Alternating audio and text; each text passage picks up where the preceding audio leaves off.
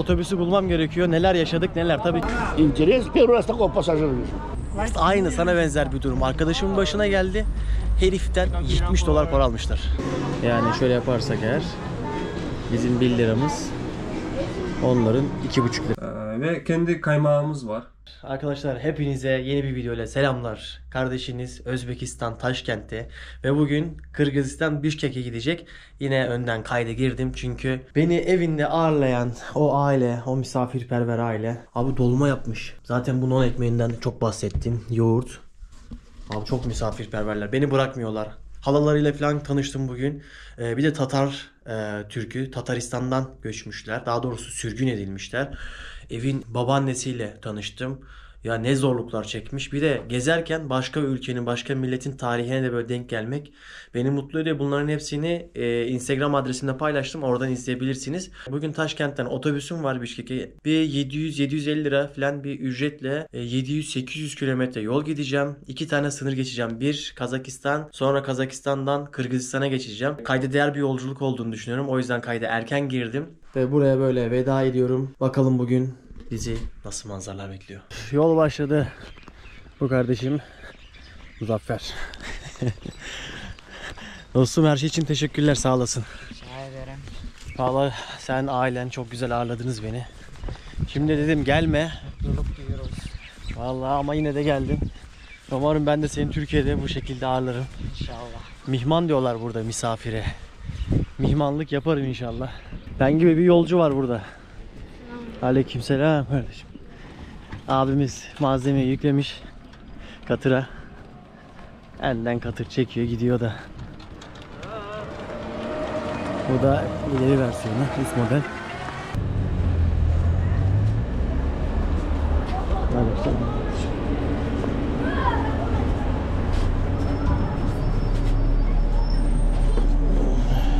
Ve Taşkent terminali Avtovokzal mı?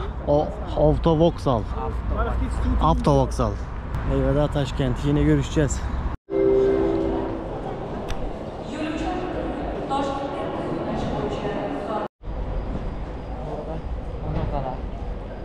Nasıl içinde? Interesse pero esta com passageiros. Abi Rusça mı konuşuyor? Şaka maka ben otobüsle 3 ülke gezmiş olacağım ya. Geçmiş olacağım daha doğrusu. Evet. Evet. Otobüste 3 ülke nasıl geçilir? İnsanlar böyle şey yapmaz. Uçak. Evet. Direkt uçak. Koy sen yukarı koy. Burada kaybolur. Bizi şey zannediyorlar şu anda ama Muzaffer. Evet. Gelen giden soru soruyor. Dostlar çok şükür yerimi aldım. 18 saat yol var. Yol uzun yani. Bakalım sınırlarda geçiş nasıl olacak. Thank you guys. Evet arkadaşlar çok şükür geçtik. Aleykümselam. From Iran my friend. Bro, why we had a problem? Why? Because of this. Sakallardan dolayı olsa gerek bizi tuttular. And this passport. Yeah, pasaport. Pasaportun avantajını, dezavantajını biraz yaşadık. Abi yok Çimkent'e gitmeyeceğiz biz, sağ olasın. Şimdi bana Yok abi varmayacağız, sağ olasın. araba var sandım. Araba var abi. Otobüsüm var. Haydi araba. Otobüsüm var abi. Dostlar şimdi otobüsü bulmam gerekiyor. Neler yaşadık neler. Tabii ki içeride kayıt alamadık. Şu anda an itibariyle neredeyiz? Kazakistan'dayım. Ha aynen. Our friend. Yeah. Bro. Evet, sakalsız bir arkadaş çabucak geçti. You don't have a beard and cause of that you cross very easy. Yeah, we had a problem. Am I look like Bomberman? Huh? No, they took. Okay. Velhasıl arkadaşlar, yani arkadaşa da diyorum yani Bomberman'a benzer bir halimiz mi var? Ülkeden çıkarken buna çok dikkat edin. Gezen arkadaşlarınıza, Özbekistan'a geçen, giden, dönen bir şekilde yolu buraya geçen arkadaşların şunu bilmesi gerekiyor ki arkadaş buradan Özbekistan'da son 3 gün hostelde kalmanız lazım. Yani veyahut da buna benzer bir yerde kalın. Ben kalmadım ama dil döktürdüler beni. Deport ediyorlar 1 yıl boyunca, Özbekistan'a giremiyorsunuz. Benim de şöyle bir şey oldu. Arkadaşlar geç dedi ki nerede Evran? Ben Evrak'ı gösterdim ama o da işte 4 gün 5 gün olmuştu.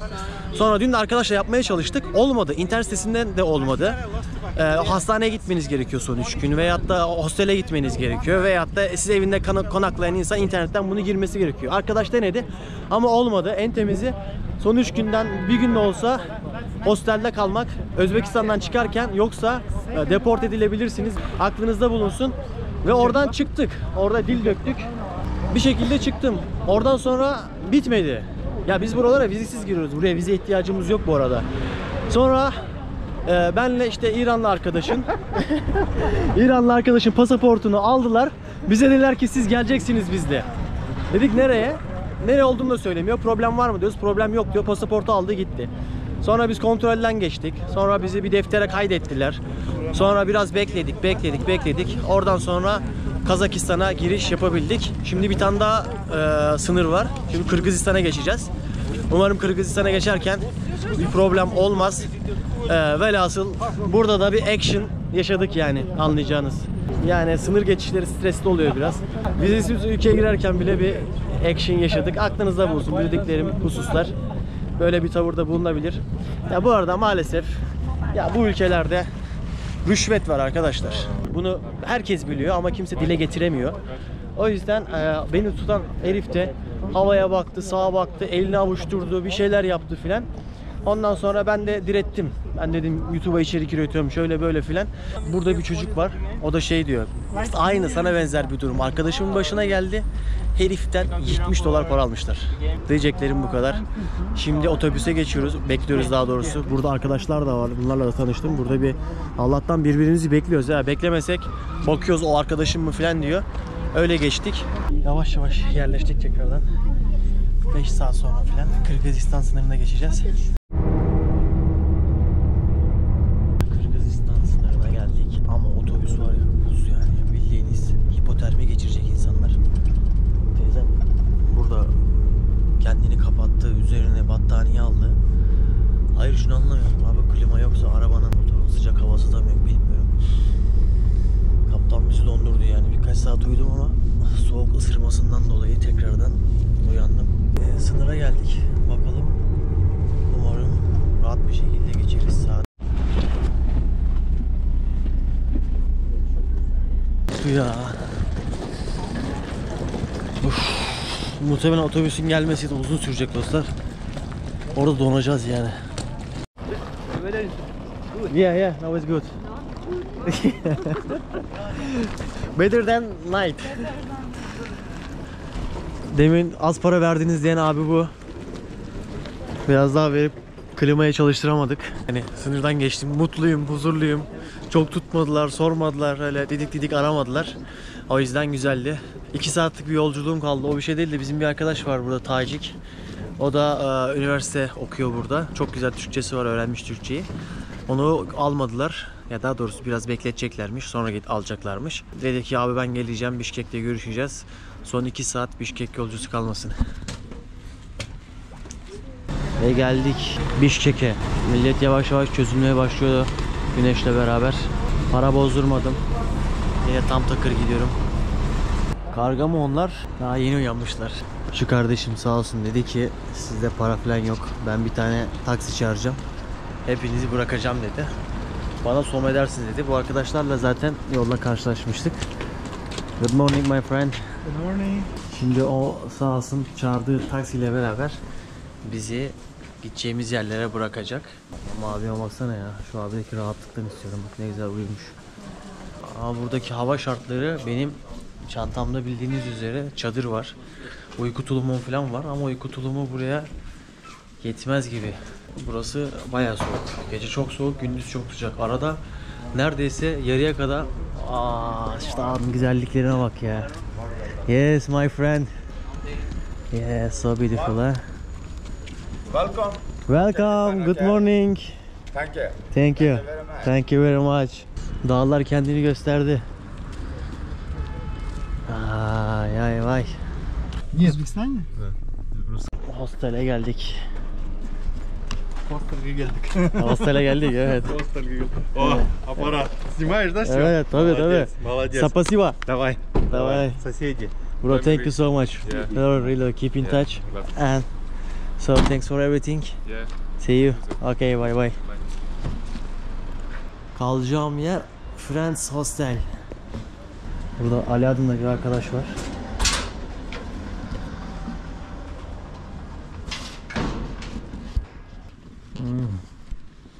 İçerisi de böyle. Şeyler var. Türkmenistan, Vietnam, Japon. Ben biraz dinlendim. Ve şehre geldiğim zaman ilk yapmam gereken ne? Tabii ki para bozdurmak, sim kartı işini halletmek. Sonra biraz etrafı adımlamak. Ben de yavaştan Bişkek'in sokaklarını adımlamaya başladım. Genel olarak böyle hem Rus mimarisi var hem de modern mimari var. Gelirken köylerden geçmiştim. Orada da Kırgız mimarisi vardı. Velhasıl ilk izlenim genel olarak güzel. Böyle göstereceğim zaten. Burası en yeşil başkentlerden bir tanesi.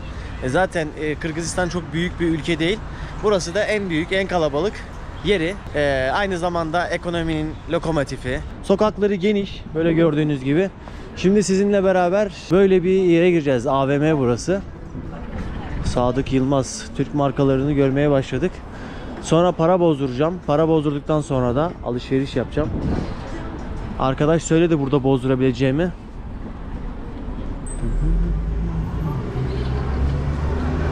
Parayı burada bozduracağız herhalde. Bakın. Şehrin tam merkezinde böyle bir AVM. Tabii ben buranın dağlarını görmeye geldim. Dağlara giden yol böyle şehirlerden geçiyor. Bakın dostlar, böyle bir bankada para bozdurma işlemini yapacağım. Size de şöyle göstereyim. 1 dolar şu anda 84 Kırgız sumu. O da 33 lira yapıyor. Yani şöyle yaparsak eğer bizim 1 liramız onların 2,5 lirası oluyor. Tabii bu parayla ne alınır ne alınmaz onu yaşayarak göreceğiz burada. Bakın 5000'e 160 som çekiyor. Devam et diyoruz. 2000'de 64 lira para kesti. Burada birkaç tane sim kart var. Bunlardan bir tanesi de şu marka. Bunu da sordum. Fiyat olarak 300 Kırgız somu dediler. O da 120 lira yapıyor. İçerisinde de 20 GB internet varmış. This is for 7 day. Not enough. Okay, thank you. Thank you. Meğersem abi 7 günmüş ya, 7 güne. Hemen size seyahat edeceklere şöyle dip bir bilgi olsun. 500 soma yani 200 liraya sınırsız internet alabiliyorsunuz. Bana çok uygun geldi. Arama yapabiliyorum değil mi? Arama yapabilirsiniz. Orada 100 dakika verilecek güvenli. Aramamız Sınırsız arama, internet. Sadece tek problem anladığım kadarıyla dağlarda çok fazla internet çekmiyor. Ben de arkadaşlara onu sordum ama genelde çoğu sim, çoğu company aynıymış. Fiyatlar çok uygun geldi. Yani sınırsız internet sadece 200 lira. Tamam, bunu alayım ben. Şöyle Android telefonlara da bakayım dedim. Ortalama fiyatlar 7.000 lira, 8.000 lira bandında değişiyor. Yani şu telefon 8.000 lira, 10.000, 4.000 liraya bile telefon var. Bayağı bir ucuz değil mi? Telefonlar uygun. Evet. Ama bilindik telefonlar yok mu? Samsung gibi. Samsung da var burada ama Z yok. Tek A var, Samsung A ile. A serisi. Genelde insanlar merak ediyor şeyleri, telefonları da. Bu A serisi değil mi? Evet, A serisi. 8000 3500 lira. Herhalde çok yeni bir model yok herhalde böyle. En yeni modeller geliyor mu buraya? Evet, geliyorlar ama biz onu tek zakas vereceksiniz, ondan sonra gelecekler. Para verilmesi gerekiyor önden. Evet. Ondan sonra sipariş usulü geliyor. Sipariş vereceksiniz, ondan sonra gelecekler. Pahalı mı peki teknoloji? Türkiye'ye biraz Kıyasla. savaşmak biraz ucuz bizde. Burada daha ucuz. Bence. Tamam. Vallahi bugün ilk günüm, deneyeceğim, bakacağım şimdi biraz. Aslında burada son var, onlarla bakabilirsiniz. Onlar çok telefonlar var orada. Tamamdır, tamamdır. Biraz dolaşayım. Çok teşekkürler.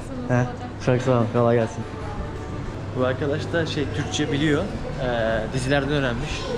Orası da büyük bir süpermarket ha. Atıştıracak bir şeyler bakayım. 50 som gördünüz mü? 20 lira dostlar. Ne kadar şu soğanlar falan 20-22 lira. Kuru yemişler ne kadar? Kuru yemişler pahalı ha. 350 bin, 400 bin. Ceviz mesela ne kadarmış? 637, 255 lira. Şundan bir tane alayım ya. 13 liraya pilav var. 13 lira. 20 liraya şu yemek var. O çok ucuz lan. 60 liraya etli makarna var. Krepler var. Fiyatlar genel olarak bana ilk izlenimime göre uygun geldi dostlar. Samsamızı da aldık. Bunlar Kırgız samsası. Süt ne kadar mesela? 40 lira. Evet dostlar, alışverişi de yaptık.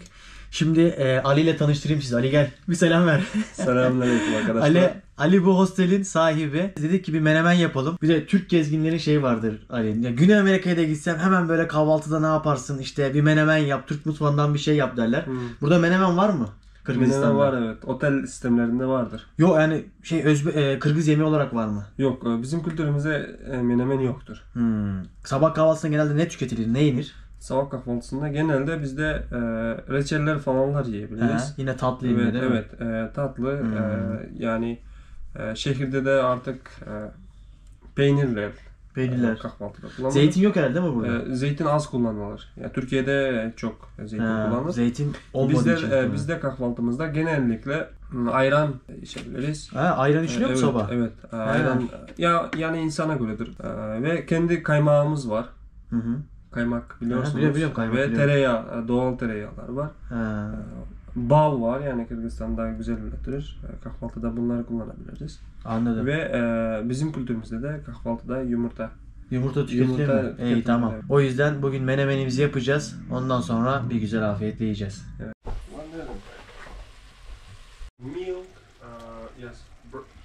Menemen yavaş yavaş hazırlanıyor. Bu arada değerli arkadaşlarım, my dear friends. All night we went together. Can you please? Thank you.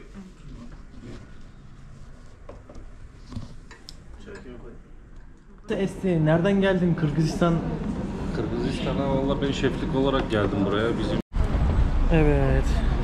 Sağ salim inebildim. Üniversite mekanı burası mı? Tüm Türk mahallesi diyebiliriz. O kadar. Tam Ne olarak geçiyor burası? Cal. Cal. İzmir Market. Arka, Bursa Home. Demirbank. Demirbank. Kırgızistan, Türkiye, Manas Üniversitesi. Bu coğrafyadaki en iyi üniversitenin burada olduğu için burayı hedefliyorlar. Evet, üniversite öğrencileri diyor ki rengi pek alışamadık.